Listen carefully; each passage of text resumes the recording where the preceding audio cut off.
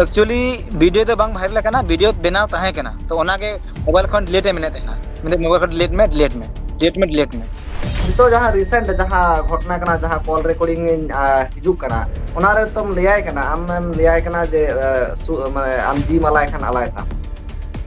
नोंकाना touch दाम लियाय कना ओना लगी रेडी करना उनी रेडी की रेडी किया हो से अंजलि रेडी किया मेनका उनी दो नोवा कथा मेन हुइला मेनते कि इन दो आमी गुई मेखा दार मटे भुन गुई गया हो से तो उनी दो धमकी जोहार एफएम लाइव रे सनाम को सागुन दाराम इन देवासिस किछु दिन लहा रे बोन नेले ताहने जहां दो सोशल मीडिया रे मिक साता मिदी काटे दोमे तक कंट्रोवर्सी दोमे तक चर्चा लाका बाकार ताहने जहां दो अंजलि हासदा इदी काटे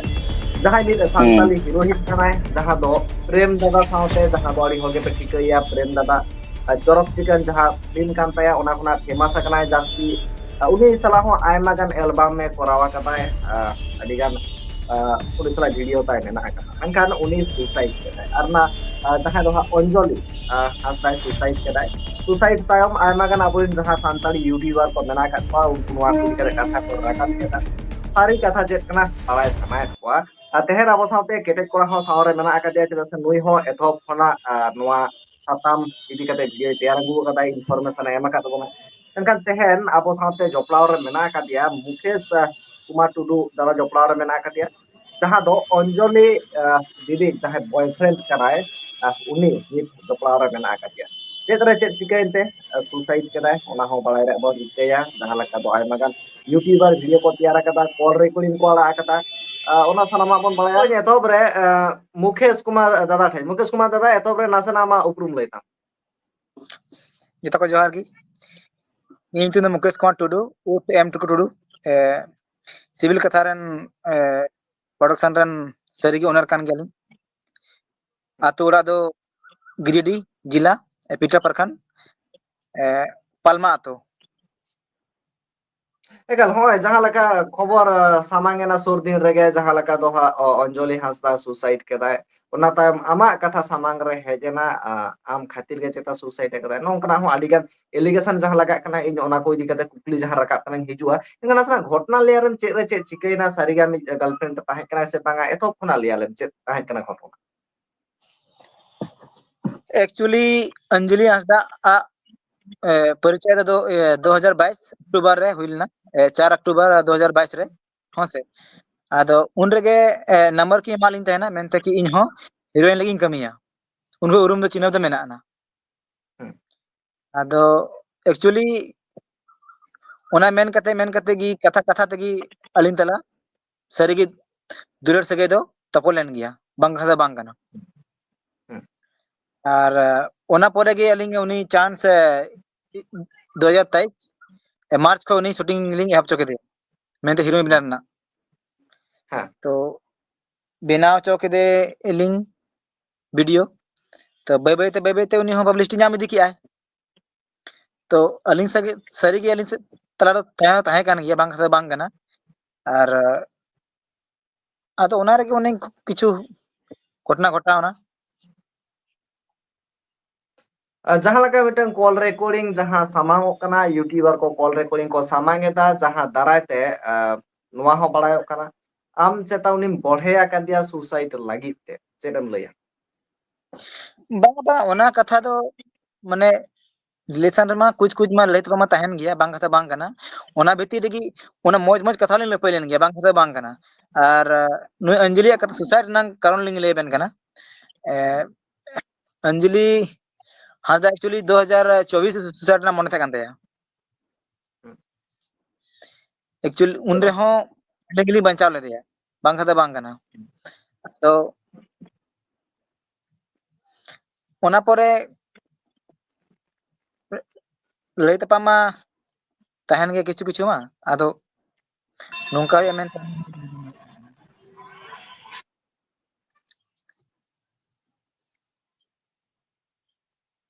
हाँ आजमो कना मुकेश दा लासन लई दी में आमा लई मुचाद लांखान इन जहां कुकली राकाबोक कना ओना को इदिया तिन हिजु है अच्छा आम मिटन कथाम लई केदा 2024 रे सुसाइड रे ना रिका लेदा एनखाना चेत रे चेत चिकेनते 2024 रे सुसाइड रे ना रिका लेदा सुसाइड रिका तो उनी दो मेन गानोआ अलिंग तो हालिंग कथा बड़ाई था ना कथा कथा कथा कथा उनी दो मने आर एटा को कथा थे ना हाँ से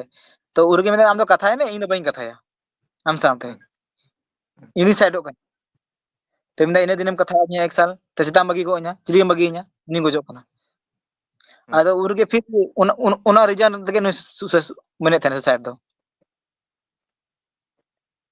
अच्छा एखान नितो जहां रिसेंट जहां घटना कना जहां कॉल रिकॉर्डिंग हिजुक कना ओना रे तुम लियाय कना आम लियाय कना जे माने आम जी मालाय खान आलाय ताम नोंकना टच दाम लियाय कना एक्चुअली नुई मतो ताहे कना हा बापला कते बापला तपा कांदे थे ना मन गला छड़ी कुई थाय कना हाँ से तो एंते रहो अलिंग तला दुर सगे में तपल ने बांग कथा बांग कना आदो इमा आले उला ना मारंग कोडंग हुआ आदो मेन हुइला देखो बापला बापला लहारे कथा हुइला में तो ठीक इन तहने मेने तो तहन में कोई आपत्ति बनु ना हेचे तो इमा तो आर हां मिटिन हा एटा हुई तिंगिया हाँ से तो मिटिन एक्चुअली मिटिन गर्लफ्रेंड ताहे कान तिया हाँ से तो उनी गर्लफ्रेंड ताहे कना से तो अंजलि मिदिनम अंजलि एक एक 1 जून हिलो सेन ले उनको ओड़ा एक्चुअली 1 जून हिलो सेन ना तो पूरा न्यू बड़ा हुई कान थे ना पूरा बुल हुई कान थे ना तो एक्चुअली उनको उंगनी रूम रे गिती हुई ना माने बगल रूम रे तो पता बान ताहे कना कि उनी अंजलि जे मोबाइल इदी किया आईडी कते नंबर हम नाम किया आ नाम कते एमाते कथा मेता दिया मैंने कि इनी हर कना चिदा हम कथा कना चिदा हम मारावाय कना तो उना तलगे विवाद तो अलिया हुईन तलिया तो उन तलागे अलिन तपाम तपाम खपरी तो ताहे कना एटा ची बांगा हिजो इन अड़ी गान के कुकली राकाबो कना जहां लका बड़ाय गे ताहे एम जे छाडुई कुड़ी कना एक्चुअली रियलिटी कना से बांगा बड़ाय बचु कदा एनखान कते कोड़ा भया रुबेल भया टेन हिजुआ नोआ इदी काते एथो कना वीडियो तैयार ना आम चेरम लया लय में ओना तायम इन हिजु अच्छा इन लैने उद्देश्य नोआ के कना अच्छा मुकेश दादा अभी जखन एक्चुअली नुई हिरोइन चांस बिन एमा दिया तो नोआ लहा रे अभी नोआ जिनिसटा बिन बागा ताहे जे उनी दो छाडुई ताहे कना या अबिन हिरोइन मनाय ले अबिन हिरोइन रे चांस एम लहा रे एक्चुअली नुई ओरका हो एल्बम या शॉर्ट फिल्म करे दो नोआ लहा रे दो चांस दो बा नाम का ताई तो है अच्छा और कथा हुई कना अबिना जखन दुलो सगे तपल ना आ दुलो सगे तपल लहा रे आमेम बागा ताहे जे उनी छाडुई ताहे कना या आई जावाय ताहे कना बोलते उना छडुई तो बड़ाय ताहे कान गया बांग कथा बांग कना मेनखाना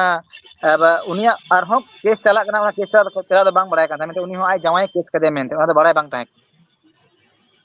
अच्छा अच्छा उनी केस कदे आय ताले तो हिरोइन रे बड़ाय नोडे जहां कुकली राकाब कना मुकेश दा जहां कुकली राकाब कना आम बड़ाय कते गे तुम रोड़े ताहे ने हाँ बड़ाय कते के बना हड़ के बना बड़ाय तो बड़ाय की बांग कथा बांग कना बड़ाय कते की और एक्चुअली नो कथा मेना छे ako ora hora nito ko inkare kana mente okoy bale badaya menkan ako ran sanam hor ko no ko badaya kan tha nui do kuri do nui sule katha kana jo ki ay koy badaya kan tha gya hili badaya kan tha gya se ako biti hoy badaya kan tha gya se ay nana hi nana ko badaya kan anit ko mena mente no ko dale bale badaya kan tha na ar jaha ona call recording jaha viral lo kana jaha ona ko mit ya social media viral lo kana ona ali 3 बजे आयु से 5 जून 3 तारीख ona कथा हुई kana ona recording को viral ना तो ना रिकॉर्डिंग वायरल करते रहते उनको तो कुछ एक्शन को था दाड़े किया से मेनका चेदा चे खातिर बांग मेनका नवारे अलिंग डाउट ताले दी कि नवार ना ताले नवा जगह परिष्कार नवा बुझे कना जे आको होगा कोनो ये के बांग ताहे कना जे अंजलि हासदा जहां जहां लगा बंगा तलायना और जहां लगी तके बंगा तलायना चिकेना बांग चिकेना ओना करना खोज खबर अनुसार ते खूब एकटा दो उन दो बाको दोहो लेया निये के को मने लेया जे जहां मोटामुटी चेकला छाडुई कुड़ी कनाय और आले ओगा रे भोज लगा अनुसार ते ताहे कनाय आ मोटामुटी जेहेतु जेहेतु चला उतर कना तो भागी उतर कना नो नोका के नोका दो बुझे कना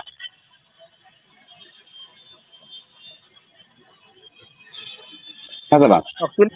मेन गानो खाना उनी जैसे अलिंग तो जैसे ना या मैं बलिंग मानंग ले बलिंग मेन किया से 20 जनवरी 2025 रो केस आलिया जावा से खन हो से तो गूगल में सर के लेता तो हम उन्हें बॉयफ्रेंड का नाम से बांग का नाम सचे का नाम कुछ तो कुली चाहिए से बांग तो ना कोई रिस्पांस बांगा जहां जो थोड़ी को मेनखान तो ओड़ार तो कोई रिस्पांस ताहे से बांग चाहिए सर हेने तो आमा कल शूटिंग ताहे ना चिकाते आम को बनाओ कि मैं मुझे बॉयफ्रेंड दो बना के बॉयफ्रेंड दो मैं कटे कुली बांग हुई ना मैं चे सरी के ना से बांग अच्छा मिटन कथा नवा हो कना जेहेतु ओरा हो आपको बाको कुली ले बिना जे बॉयफ्रेंड मेंते जहां बेपारटा किंतु निये जिनिस दो को बड़ा ताहे जे आमगे आई बॉयफ्रेंड कना मेंते बाकी हमको बाको कुली का लिया बांग बांग कुली लहारे एमनी अबिन जखन ठीक ठाक बिन ताहे कना अंजलि हो जखन जीवित ताहे कना बंगा तला लहारे तो उन समय अबिन भीतर रे जहां सगेटा ताहे कना ओना सगे भीतर रे निये दो परिष्कार बुझे कन ताहे जे मोटामुटी आको ओरा होर अबिना नियते कोनो आपत्ति दो बांग ताहे कन तकिना माने बांग ताहे कन तकवा या अबिना माने अबिना रिलेशन विषय ते आकोरिन ओरा होर दो को बड़ा ताहे बलिंग अबेने कथा थोड़ा नेटवर्क के साथ बहुत तबना नाते अबेना रोड बेस्ट ना बांग ठीक हिजुक ना एकala मुकेश दादा इन जहां ले थाने जहां दो नई रुबेल बॉय जहां ले थाने जे अबिन जहां रिलेशनशिप रिबिन ताहे कना अंजलि आर नोटा ओड़ा होड़ जहां को ऑब्जेक्शन ताहे से अड़ी बेस मौज के को बुझे थाहे नापाय के रस्के को ताहे कना ओकना ओना मतो बड़ाय तुलुई दो रस्ते को ताहे कना तो दुख को ताहे कना तो बलिंग लेचो दाड़े कना चेस ओना कुछ कथा बको ले था बड़ाय मको बड़ाय कना नुकिन तला सगई मेना ना हो से मेनखान ओना रे को चिदा मको को कुली लेया कुली मा जहां आमा सेकंड कथा जहां मागुइदा जे लाहा खना गे मिटन छाडुया ताहे कना ओना दो आम बड़ाय कते गे रिलेशन रे हेज कना तो ओना कथा गे बांग हिजुआ चदा से आम बड़ाय गे ताहे जी तुम बड़ाय गे आम बाम हे दाड़े को बागी दाड़े किया एनखान बांगा दो नोड़ा धमकी चिदा बांगा अदो मेटर नोड़े हिजु कना आम ना धमकी चिदा एमाय कना जे गोज खान गुजुक में ओना धमकी एमो ना मैटर नोवा कना माने उनी मातो बापला लगी रेडी कना उनी रेडी की रेडी किया हो से अंजलि रेडी किया मेनका उनी दो नोवा कथा मेन हुइला मेनते कि इन दो आमी अगुय मेखा दार मटे भुन अगुय गया हो से तो उनी दो धमकी एमो ना कथा दो जहां दो माने एक जून सेन हुइलना से नंबर हटाव किया हटाव कते जहां जहां निका मटे बापला मेन ताहे कना तो उनी कुड़ी गिदरा अच्छा फोन मिटे कते मेंदा चलो चलो चलो ओना दा बिन बुझो केदा ठीक गया आमेम लैदा आम बापला में बेस्ते ताहन में अड़ी नापाय कथा आम बारे बापला रे ताते आले कोनो ऑब्जेक्शन बाचुआ मेनखान जहां मेटर हिजुक कना आम उनिया बाड़ी वीडियो वायरल एता नोवा मेटर चला हिजुक कना सामान एक्चुअली वीडियो तो बांग वायरल कना वीडियो बनाव ताहे कना तो ओना के मोबाइल खन डिलीट मेने तहना मेने मोबाइल खन डिलीट में ना बन अच्छा डिलीटा सुसाइड नोट रे वाला कदा आजा सुसाइड नोट रे वाला कदा बाड़ी वीडियो वायरल कता वैसे एक्चुअली मोबाइल रे उन ताहे लोग कना आमा मोबाइल रे ताहे कना स्क्रीनशॉट इन ठन मेना कदा इन नोड़े बुइन देखाया इन ठन स्क्रीनशॉट को भेजावा कदा आमा मोबाइल खना आले ठन स्क्रीनशॉट चिकाते हिजुआ अलिया मोबाइल ना बांगा ओना वीडियो अलिया रेना स्क्रीनशॉट आले ठन चला हिजुआ वीडियो मा आम ठन ताहे कना चे बन ले क्या लई दाñ आमेम लई केदा जे वीडियो दो आमा फोन रे ताहे कना आमेम वीडियो आकदा बाड़ी वीडियो मेनखान ओना चिकाते वायरलवा आले कोठेन हो ना ना स्क्रीनशॉट सेटेरok kana आमा मोबाइल खोना आले ठेन यूट्यूबर ठेन चेदा सेटेरवा नोवाटा चिकाते सेटेरवा निकाल मोबाइल खोय हैं आमेम लई केदा किछु घड़ी लाहा रेगे आमा मोबाइल रे मेना आकदा अदो कुकली नोरे राकाब kana जेहेतु बाड़ी वीडियो अंजलि बाड़ी वीडियो आमा मोबाइल रे मेना आकदा एनखान आमा मोबाइल खोना यूट्यूबर ठेन चिकाते चला kana जुदी बाम वायरल आकद खान स्क्रीनशॉट को भेजावाइन kana बांगा उनका तो बांग हुई केना हो से मेनखान चे काटा फोटो काना काटा बांग काना तो बन दे मेनखान उन लोग तो वीडियो तो बांग अड़ा हुई केना कल वीडियो मोबाइल रे ताहे केना अदो ओना जहां वीडियो ताहे kana अदो ओना आम तो जेहेतु रिलेशन रे बांग ताहे सनाय मिया एनखान तो ओना तो डिलीट लगाव आमा ओना इदी करे धमकी में माया नोवा तो बाय बेसोय बांग ओना तो देखो उन लोग तो एक्चुअली फोन हुई ना कथा एक्चुअली धम ये 3 बजे कथा हुई ना से एक्चुअली उन लोग आले पार्ट कुछ गाते कोड़ा को हे कान थे ना मतलब संग को हे कान था पार्टी साटी के न्यू बड़ा हुई ना बियर को तो नसारिन ताहे का लहर के 3 दिन चालम कथा है चिदा से 3 नसारे मिनया तो बार-बार किन कॉल लिया तो ना कॉल तार के तपाम हुई ना आउना 3 बजे आयु से कथा हुई 5 जून रे आउना ओना दो अंजलि मोबाइल तो बारे रिकॉर्डिंग हुई ना को बिटिया ते रिकॉर्डिंग हुई केना जो कि और उनको को और को मने किया मेनते कि दूसरा सुसाइड किदा उन रिकॉर्डिंग को अंजम ना गया हुनंग लेकिन एंते ओना एक्शन बको था लिया चलो ओना तो एक्चुअली ओरा सला कथा कथा बड़ाय घटना चेत kana हिजो मा आम कथा मुचाद लम ओना ताइम हिजु kana मुकेश दाम कथा मुचाद लम है तो ओना ओना कथि मेन किया ओना 3 बजे आयु से कथा हुई ना ओना 3 बजे ऐसे कथा हुई लेना और उन रे ओना कॉल रिकॉर्डिंग का को एक्चुअली अयु से उसके बाद दो फिर इंद्र से 10 बजे कथा हुई लेन गया बांग कथा बांग कना मजे कथा हुई ना फिर गीती ना और नवा हुई निंका मेंटे मेंटर निंका बड़ा बांग था कना मेंटे निंका हुई उन तीन में अयु से धमकी एम हुई ना बांग कथा बांग कना और उसके बाद 7 बजे कथा हुई ना मजे कथा हुई ना उसके बाद 9 बजे कथा हुई ना मजे कथा हुई ना उसके बाद 10:32 रे कॉल है ना उन रहो 5 मिनट गन लगभग कथा हुई ना ओना मजे कथा हुई ना उसके ओना परे फिर लगातार किंग कोले थे ना के फोन बड़े रिसीव लिया क्योंकि नसार लिंग था कना लिंग चलो बुझे ना रुबेन वया चेरम लया आदो कथा हुई कना जहां माने वीडियो टा मोटा मोटी आम दो बम वायरल लगा अथच आमा फोन कोन स्क्रीन शॉट को जहां को कना ओना दो सोशल मीडिया रे आयमा यूट्यूबर कोठेन शेयर कना ओना चिकते संभव कना नोआ गे मिटा बोर बा हिजु कना एक्चुअली लगा मतलब नया वीडियो वायरल फोटो बना रहे नया आधार पास यूट्यूबर जहां मेना को से अलिन बनाने प्रूफ दिखला लगा हुई दाड़े ना अच्छा फोटो फोटो ना फोटो हुई दाड़े ए आई से बाको इदी का ना तो हुई दाड़े ए आई तो ये तो फोटो को बनावे ना तो पुले ना वो हुई दाड़े का खाली उनका कथा बांग ना उनको नवा निजे जोटावगी नवा नवा रे पूरे हाथ में तको निया फसाव रे अलिन मतलब जेल तक ना हो नहीं तक अलिन पर्सनल मैसेज कुल का लेमें आम जेल से ना हुई तो सेन हुई तमाम दोषी है तो ठीक है इन दोषी के जेल चला गया रेडी गया बांग कथा बांग दुलेर तो ताहे केना आ दुलेर तहन गया बांग कथा बांग कना आ दुलेर तनाम तो एपरे तमाम खबर तहन गया एक्चुअली उनी हो अलिंग ओना अलिने गर्लफ्रेंड मेता दिया से अलिंग बांग सावा अलिंग तो थलिंग तपाम का गया बांग कथा बांग कना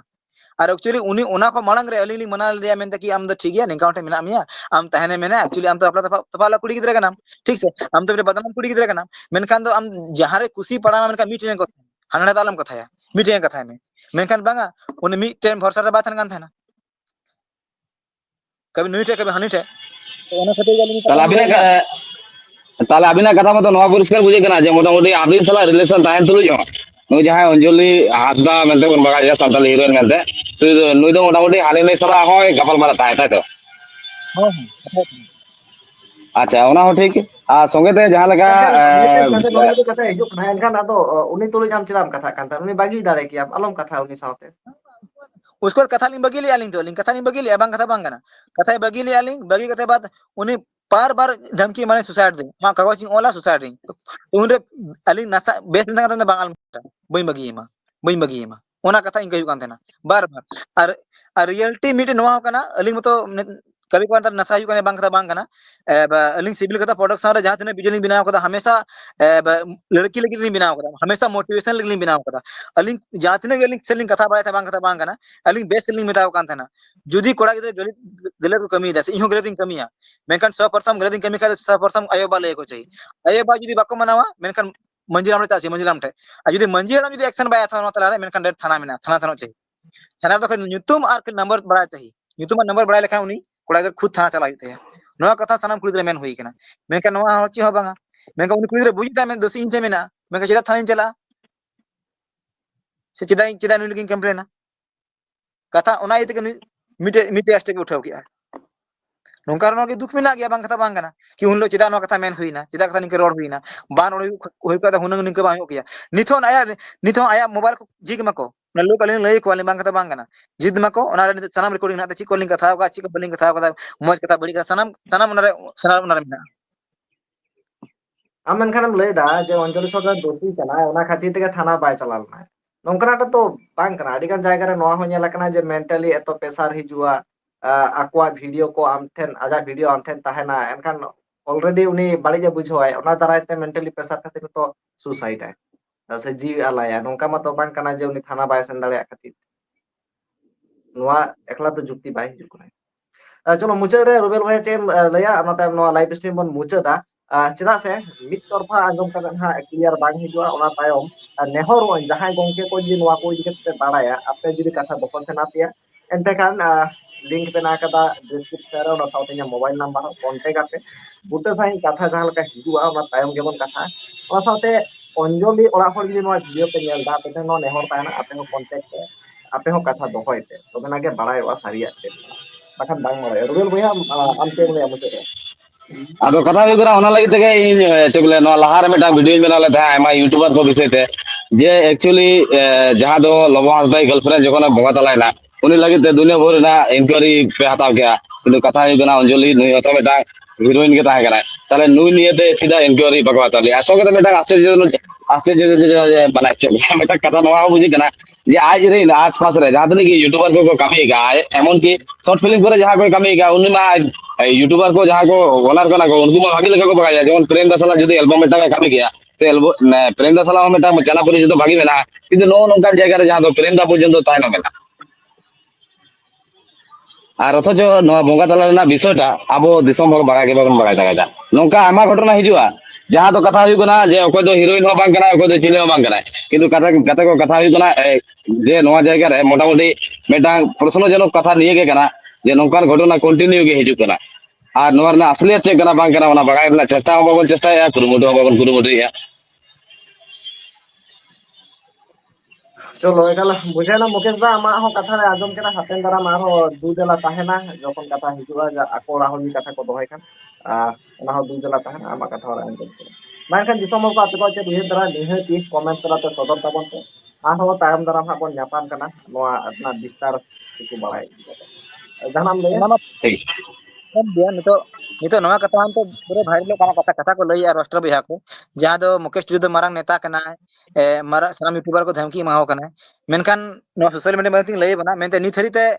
सरी की मंडी बायर फोन लिया निजे रोला 6 तारीख उनी सुसाइड किया ऐसे 5 तारीख आयु तो 6 तारीख खन अलिया